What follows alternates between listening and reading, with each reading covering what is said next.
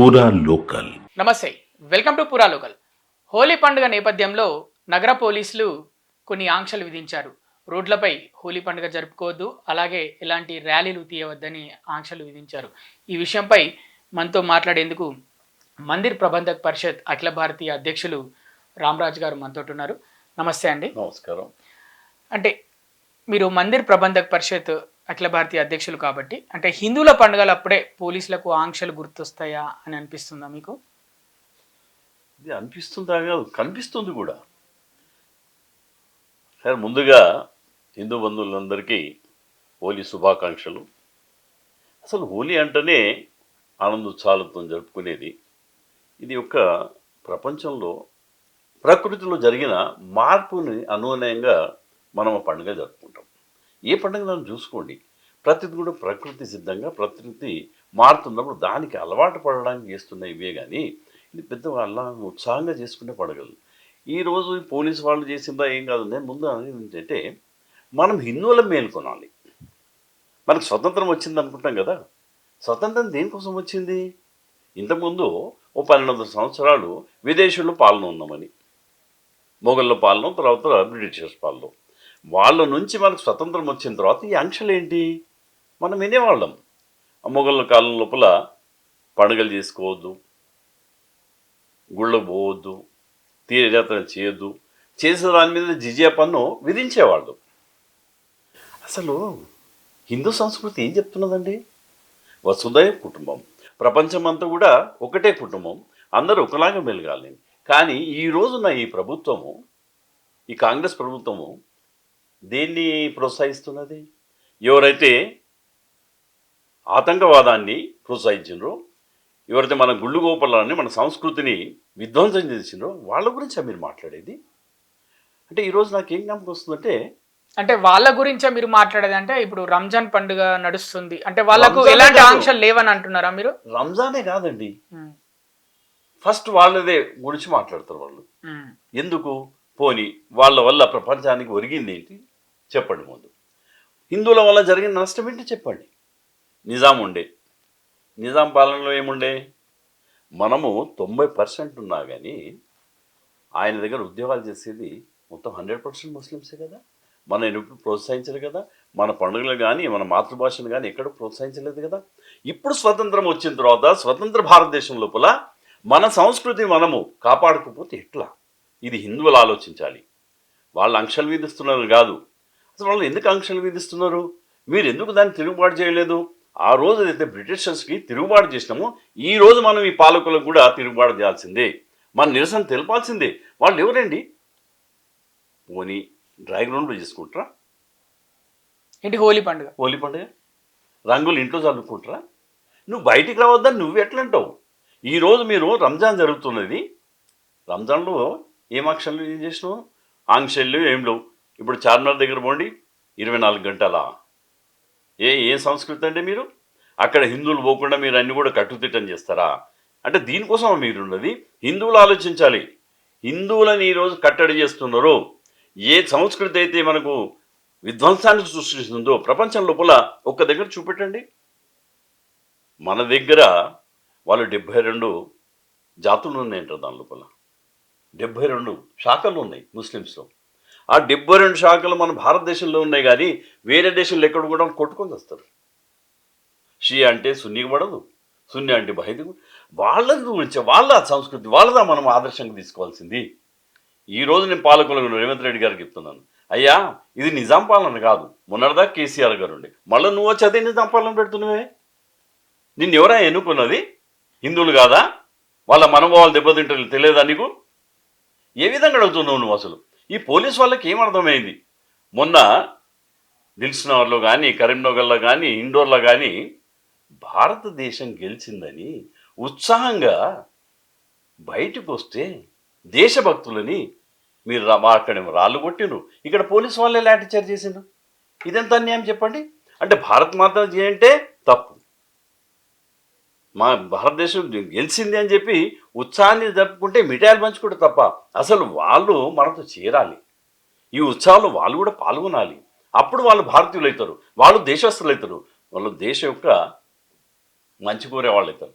ఎవరైతే మన నుండి దూరం అవుతున్నారో, ఎవరైతే రంగులు ఏమవుతుంది?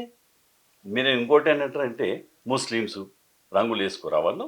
మీరు వాళ్ళ పెళ్లి తర్వాత చూడండి, ఖచ్చితంగా వాళ్ళు కూడా వాళ్ళ ఇళ్ళలో రంగులు వేసుకుంటారు. ఈ రోజు ఎందుకు వద్దంటారు? వేసుకోకండి. మీ అంతలో మీరు గంగా జమున తైజీబ్ అంటారు. మరి గంగా జమున తైజీబ్ అంటే ఇది గంగా యమున రెండు కలిసి గత పోయేది. మరి కలవాలి కదా. నువ్వు కలవకుండా ఆంక్షలు పెడితే ఇంక కలవడం ఇక్కడ, దానికి అర్థం లేదు. కాబట్టి ప్రభుత్వము ఈ ఆంక్షలను విధించడానికి లేదు.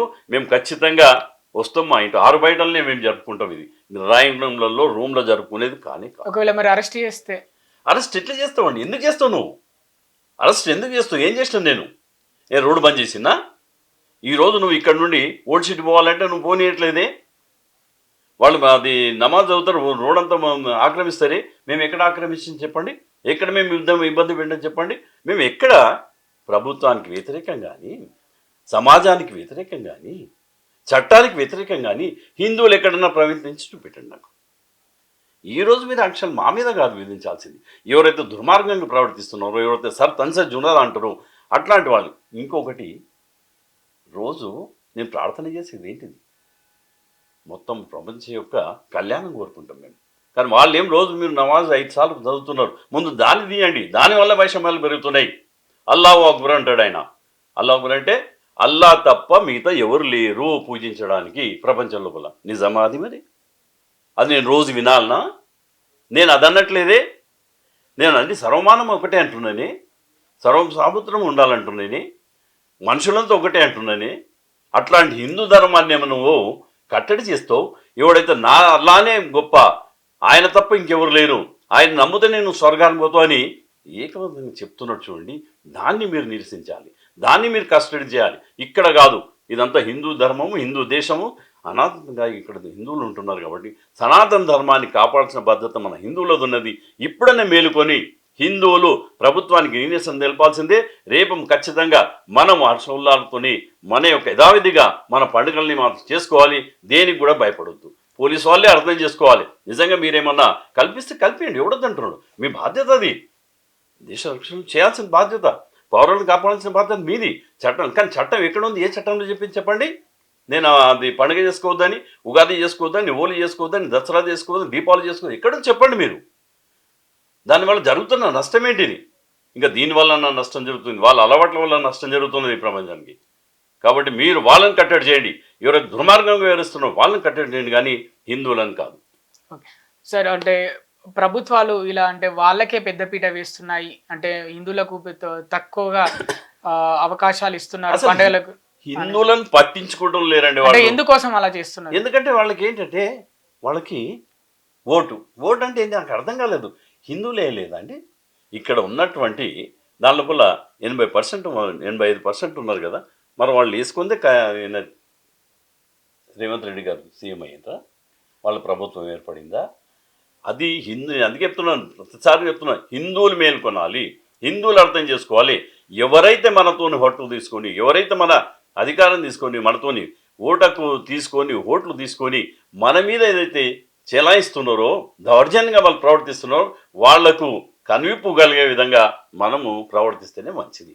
ఇప్పుడు మీరు చెప్పండి, అందరూ కూడా బయటికి రావాల్సిందే ప్రభుత్వం. మేము మీ ప్రభుత్వం ఉంది కదా, లా అండ్ ఆర్డర్ చేయండి, చట్టాన్ని అమలుపరచండి, కానీ మమ్మల్ని కట్టడి చేయండి. ఎందుకండి నేను ఈరోజు ఏదన్నా ఓల్డ్ సిటీలో ఉంటాను అనుకోండి, పోవాలంటే నువ్వు చార్మినార్ మొత్తం పనిచేసినవే 24 గంటలా. ఇది ఎక్కడ సంస్కృతి? రాత్రిపూటనా? అయినా మేము అన్నట్లు మేము సహకరిస్తున్నాం కదా.